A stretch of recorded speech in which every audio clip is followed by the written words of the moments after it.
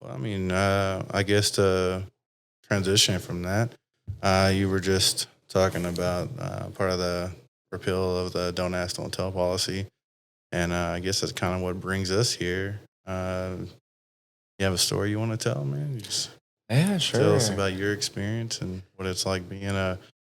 Uh, well, you know what? Let's kind of. I guess let's backtrack a little bit. So we did talk about your, um, whenever you were growing up.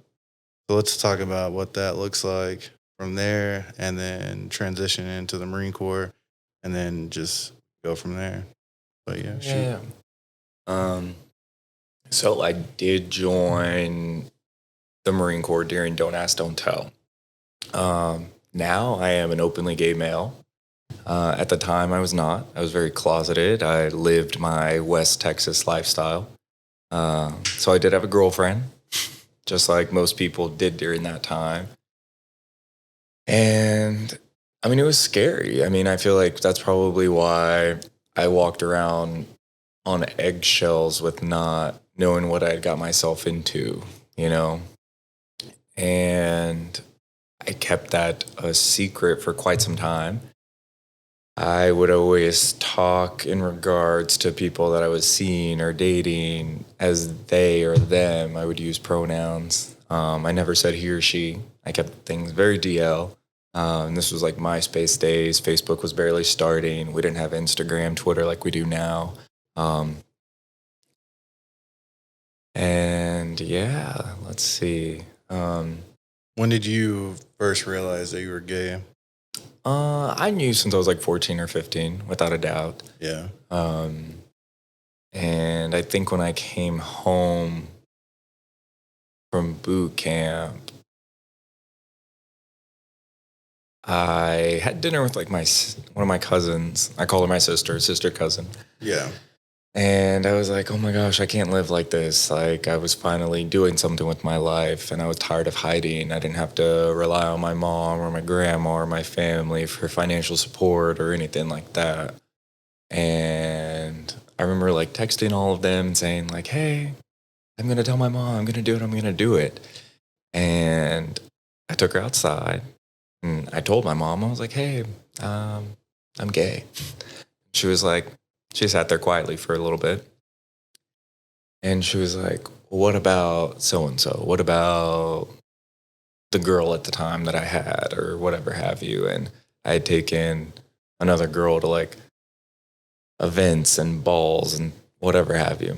And I was like, well, that's just a facade. It is what it is. This is who I am. This is who I'm choosing to be. I was like, we don't have to announce it to the entire world. I was like, it can be our thing, but I need you to know like who I am as a person.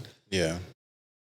And let's see, a few years later, like a year or two, I guess, Don't Ask, Don't Tell got repealed. But I remember the first sergeant at the time that I had, specifically speaking, was like, yeah, this may be repealed, but this is still the Marine Corps. Like, it is what it is, you know? So I was still very scared. I still lived in West Texas. I was still in the same scenarios. So it's not like just because I told my mom that the rest of the world was going to come with open arms welcoming. Were you in the reserves? Hmm? Oh, okay. Yeah. And I was going to school at the time too. And yeah, I mean, my mom accepted it, but didn't talk about it.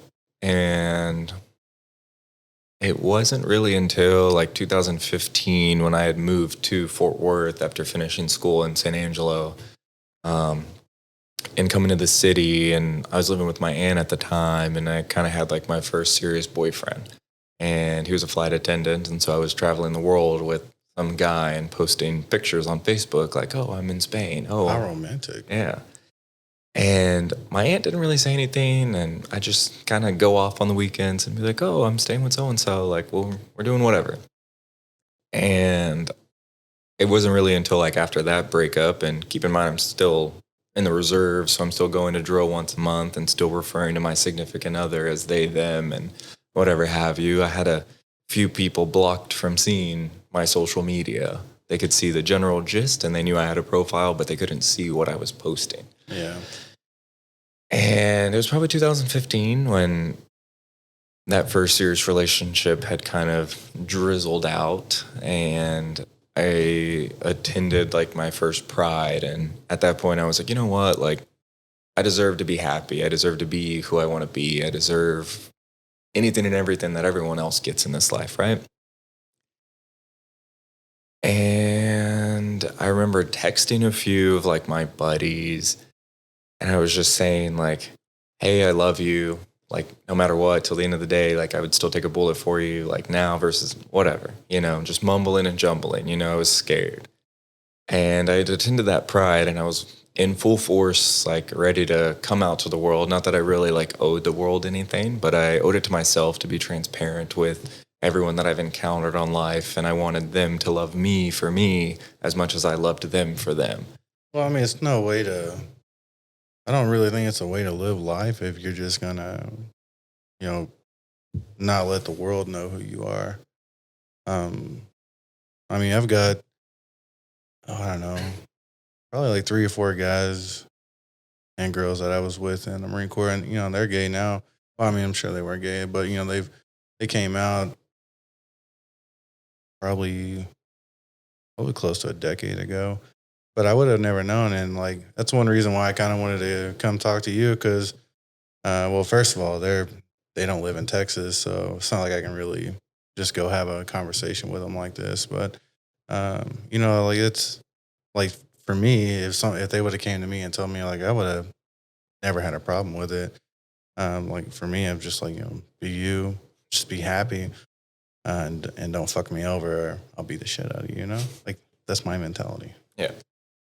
Sometimes I try to beat the shit out of people, and then they beat the shit out of me, and it's not a good transaction. But yeah, I mean, it's gotta suck to not be able to be you and be who you I just feel like that would be so draining to go every day and say, I have this, I, I behind closed doors, I'm all of this. And then as soon as I get out into the public, like, oh, can't tell anybody because somebody might look at me weird.